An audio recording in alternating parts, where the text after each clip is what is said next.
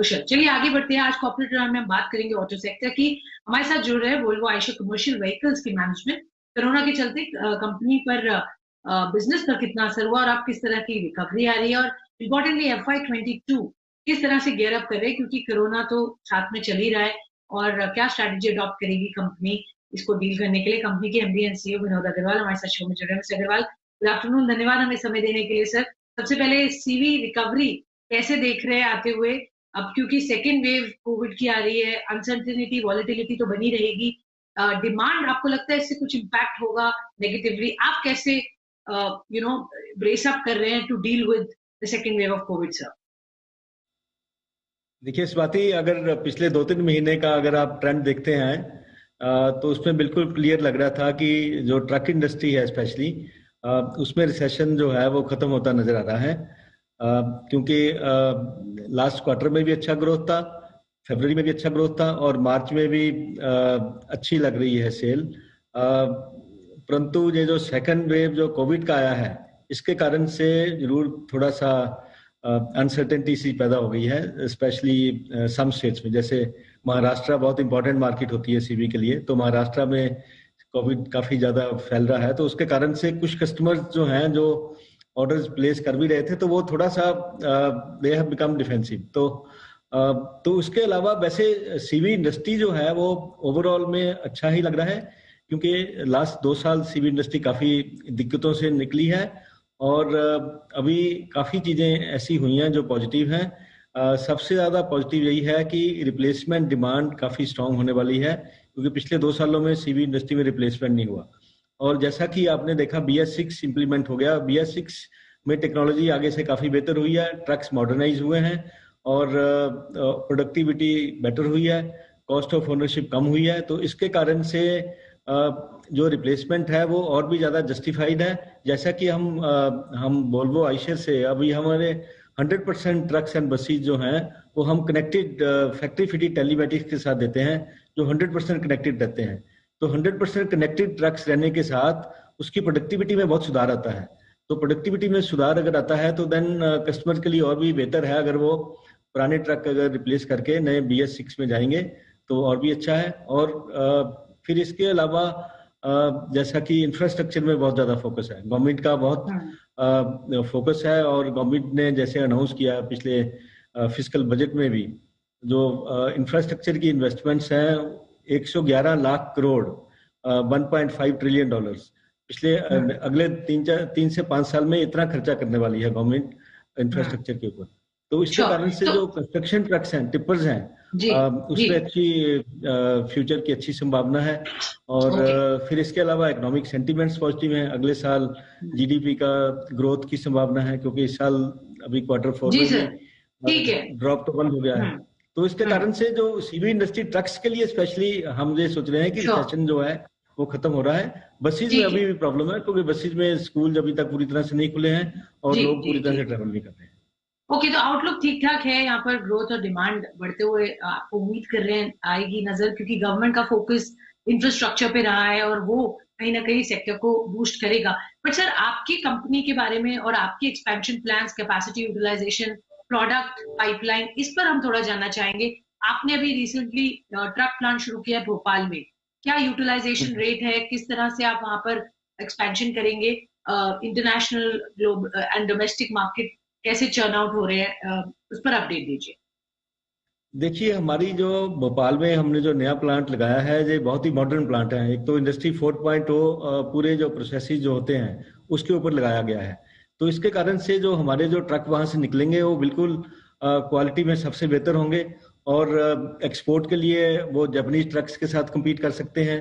और फिर हमारे पास कैपेसिटी बहुत अच्छी होगी, जैसे पीतमपुर में कैपेसिटी है, भोपाल में कैपेसिटी है, तो इसलिए जो अभी अगले 2-3 सालों में ट्रक इंडस्ट्री में बढ़ोतरी होने वाली है तो उसके लिए पूरी तरह से हम तैयार हैं।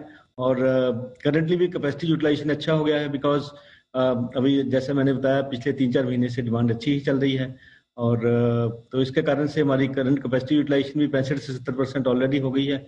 और अगले 2 सालों में हम और भी लग रहा है कि यूटिलाइजेशन और बढ़ेगा, और इंडस्ट्री जैसे ग्रो करेगी तो हम इंडस्ट्री से इन लाइन विद इंडस्ट्री, हम लोग इंडस्ट्री से ज्यादा ही ग्रो करेंगे। जैसा कि आप अगर इस साल भी अगर देखते हैं तो हमारे मार्केट शेयर सभी वर्टिकल्स में हमने मार्केट शेयर इंप्रूव किए हैं। जैसा कि आप हैवी ड्यूटी ट्रक्स देखते हैं तो हमारा VECV का market share heavy duty trucks में भी 8% हो गया है, जबकि पिछले साल से 6% था। Light and medium duty trucks में हमारा मार्केट शेयर अभी 31% हो गया, पिछले साल से 30% से कम था। बसेज में हमारा मार्केट शेयर भी 25% के करीब है, पिछले साल से 17% था। तो हम ऑल अक्रॉस, वोल्वो ट्रक्स में हमारा मार्केट शेयर बिल्कुल बहुत बढ़िया है। तो हम लोग मार्केट शेयर में हमने अच्छी ग्रोथ करी है और हमारी ग्रोथ इंडस्ट्री की मुकाबले बेहतर रही है, और अगले साल भी हम यही चाहेंगे कि हमारी ग्रोथ जो है इंडस्ट्री की ग्रोथ से ज्यादा बेहतर रहे। ऑलराइट, तो ग्रोथ आपकी इंडस्ट्री से बेहतर होगी, परफॉर्मेंस यहाँ पर अच्छी दिख रही है, यूटिलाइजेशन रेट्स भी बढ़ते हुए नजर आए, 70% के करीब आप अभी बता रहे, आगे ये नंबर्स और बढ़ेंगे।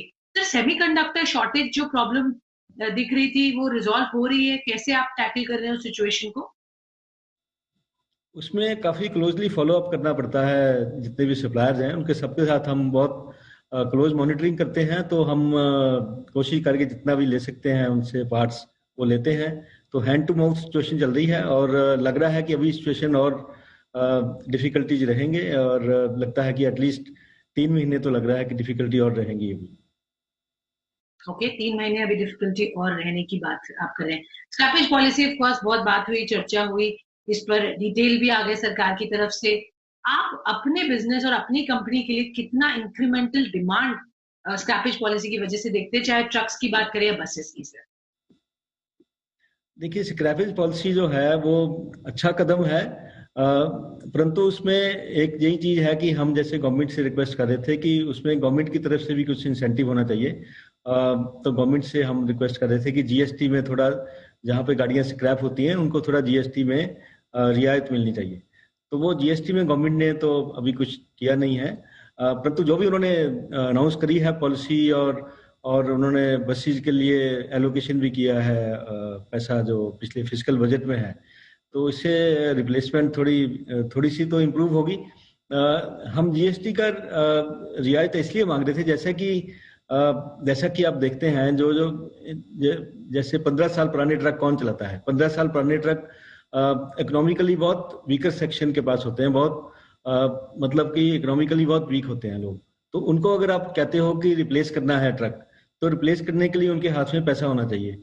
तो हम लोग ये कह रहे थे कि देखिए, एक तो उनको स्क्रैप से पैसा मिलेगा, और दूसरा उनको मैन्युफैक्चरर से आप कह रहे हैं जो एडिशनल डिस्काउंट है वहां से पैसा मिलेगा, और तीसरा हम कह रहे थे कि गवर्नमेंट की तरफ से अगर कुछ इंसेंटिव होता है तो ये तीनों चीजें मिला के उसके पास इतना पैसा होना चाहिए कि वो एक बेटर ट्रक खरीद सके। जैसे अभी वो 15 साल पुराना अगर ट्रक चला रहा है तो उसको अगर 8 साल पुराना ट्रक खरीदना है तो उसके लिए इनफ पैसा होना चाहिए जिससे खरीद सके। अगर वो नहीं खरीद पाएगा तो वो रिप्लेस नहीं करेगा, वो चाहे वो आपके जो एडिशनल टैक्सीज हैं या पेनल्टीज हैं वो पे कर देगा, पर वो हो सकता है वो ना खरीद पाए। तो हम तो यही चाहेंगे कि वो रिप्लेस करे, और इस पॉलिसी के मुताबिक जो भी गवर्नमेंट ने बोला है, we are looking forward to it कि लेट अस होप कि वो उसमें ये पॉलिसी सक्सेसफुल हो, और हम लोग तो उसमें तैयार हैं। जो मैन्युफैक्चरर की तरफ से हम जितना भी डिस्काउंट गवर्नमेंट ने एडवाइस किया है, हम देखेंगे उसमें हम कितना दे सकते हैं। ओके, तो ये तो हुई स्क्रैपेज पॉलिसी की बात और उसका इम्पैक्ट। एक फाइनल सवाल से प्रोडक्ट्स की जहां बात करते हैं, इलेक्ट्रिक व्हीकल्स पर क्योंकि फोकस अब बहुत बढ़ रहा है, आपके प्रोडक्ट डेवलपमेंट स्ट्रेटजी में किस तरीके का प्ले होगा इलेक्ट्रिक व्हीकल्स का, और कौन सी न्यू टेक्नोलॉजी पर? हाइड्रोजन भी ऑफ कोर्स बहुत जबरदस्त अडॉप्शन की बात हो रही है, तो फ्यूचर टेक्नोलॉजीज को देखते हुए वोल्वो आइशर अपने आप को कैसे गियर अप कर रहा है?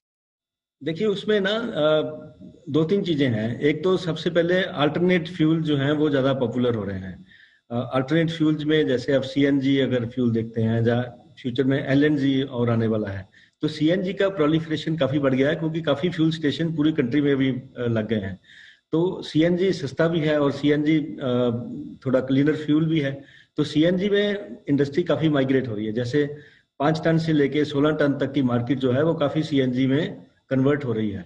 तो एक तो ये इसमें हम लोग काफी एक्शन ले रहे हैं कि ज्यादा से ज्यादा हम CNG ट्रक बेच सकें। उसके अलावा फ्यूचर में LNG पे भी मूवमेंट होगा, बिकॉज LNG में भी अभी फ्यूल स्टेशन जा रहे हैं। इसके बाद फिर आता है इलेक्ट्रिक ट्रक्स और इलेक्ट्रिक बसेज और फ्यूल सेल टेक्नोलॉजी। तो इलेक्ट्रिक बसेज में भी एक्शन तो आप देख रहे हैं, जैसे मार्केट में थोड़ी सी बसेज तो आ गई हैं, और हम लोग भी इलेक्ट्रिक बसेज में तैयार हैं। हमने थोड़ी सी बसेज हमने भी सेल करी थी, पर अभी इवॉल्व हो रही है इलेक्ट्रिक टेक्नोलॉजी जो है। It will take time. थोड़ी थोड़ी बसेज आ रही हैं मार्केट में। लेट्स होप कि फ्यूचर में और बसेज आएंगी। सबसे पहले बसेज में ही इलेक्ट्रिक टेक्नोलॉजी आएगी, उसके बाद छोटे ट्रक्स में आ सकती है, जैसे 5 टन के ट्रक हैं, विद इन सिटी मूवमेंट के लिए, सिविक एप्लीकेशन के लिए ट्रक हैं, तो उसमें इलेक्ट्रिक टेक्नोलॉजी आ सकती है। और फिर इसके बाद hydrogen cell fuel cell technology है, that is the next step. So धीरे धीरे करके ये सारी टेक्नोलॉजी जाएंगी इंडिया में, और इसमें एक्शन चल रहा है, इंडस्ट्री पूरा काम कर रही है इसके ऊपर। ओके, इंडस्ट्री काफी गियर्ड अप है, इस पर काम कर रही है। बहुत बहुत धन्यवाद मिस्टर अग्रवाल हमारे साथ जुड़ने के लिए, हमें समय देने के लिए। किस तरीके की स्ट्रैटेजी अडॉप्ट कर रहे थे अनसर्टेन टाइम्स में, और क्या है आउटलुक बिजनेस का कंपनी को लेकर आगे FY22। तो ये थे वोल्वो आइशर के टॉप मैनेजमेंट हमारे साथ एक्सक्लूसिव बातचीत करते हुए कमर्शियल व्हीकल सेगमेंट, सेक्टर और कंपनी पर बात करते हुए। एक छोटा सा ब्रेक के बाद लेकर आएंगे वायदा बाजार का काशी सुपरफास्ट फ्यूचर्स। आप हमारे साथ जुड़े।